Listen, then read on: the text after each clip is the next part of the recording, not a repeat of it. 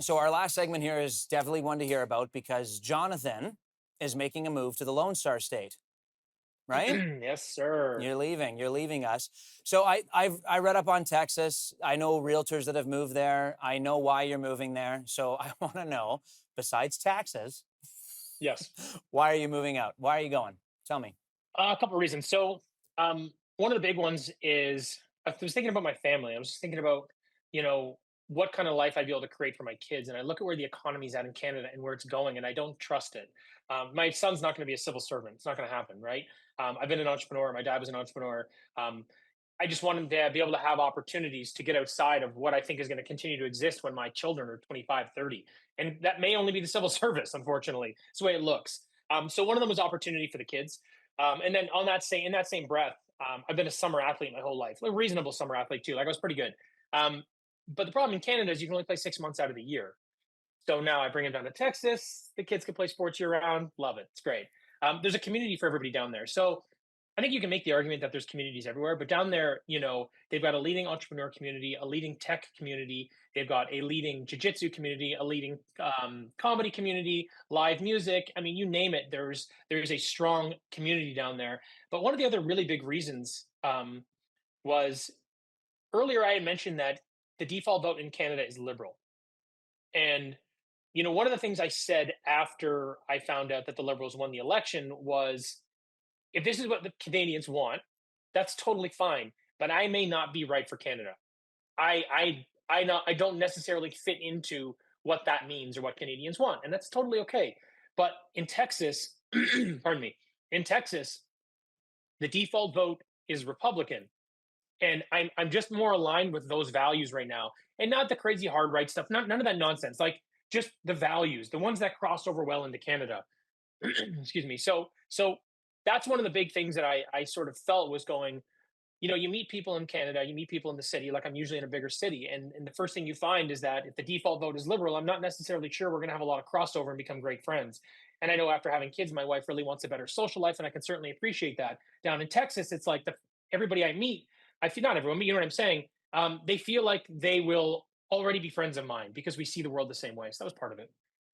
So two things. One, I think we're great friends, and we both don't see eye to eye on the issues, right? Yes, Yeah, maybe you just need to move closer to Toronto. You tried that. probably you probably moved away. I know, but no. So that I would argue against. But the one thing I love that you said, because nobody says this in this country, is you said maybe I'm not right for Canada.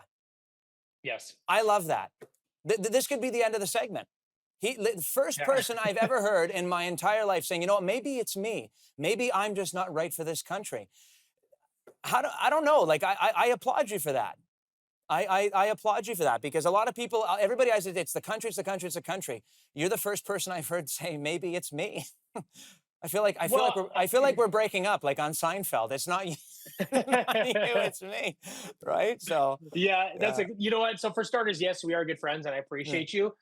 You and I got to know each other over doing several debates and different conversations, and you and I both just here's the reality. You and I both have our perspectives, but we're not glued to them. They don't define us. They don't make us who we are. However, a lot of people in the Liberal Party these days, and a lot of people in the political sphere, they're deeply, deeply entrenched in their views because they've become a part of their identity. We don't. You and I don't do that. And I've had conversations with you a lot of times off camera where you see a lot of things the same way I do from a conservative perspective, and I share some of your values from a liberal perspective. However, that's nuanced, and it's hard to break through that shell and talk to people and get a better understanding of who people are, get that information from them. So I'm glad that you and I have done that. But at scale, I find that to be difficult. And I think what happens is your society has this macro feel to it, where everyone sees things one way, so it Hmm. kind of moves as a cohesive unit. It's like steering a ship. You're only going to go one place. Yeah. But if there's two groups on the ship and they want to go in different directions, what's going to happen? Yeah. Well, I the want. I larger want to. party's going to win. I want to give you the last 20. I want to give you the last 15 Yeah. seconds. How does Canada win you back? How do we get you to come back to Canada? Oh man, 10 we would seconds. dramatically have to. Yeah, we'd have to. Thanks. Um, we would have to change a lot about our economic approach. We would have to change a lot about some of the extreme things that we're doing in the liberal sphere. Um, we'd have to get back to a time where we just kind of let everybody Mhm. leave everybody alone. I Okay. think we need to get back to that place, and take politics out of the conversation just a little bit. That would help. Okay, more libertarian. Jonathan, I love when you come on the show, Yeah. man. You're the best. Good luck to you, and this isn't going to be the last time I see you. Okay, buddy?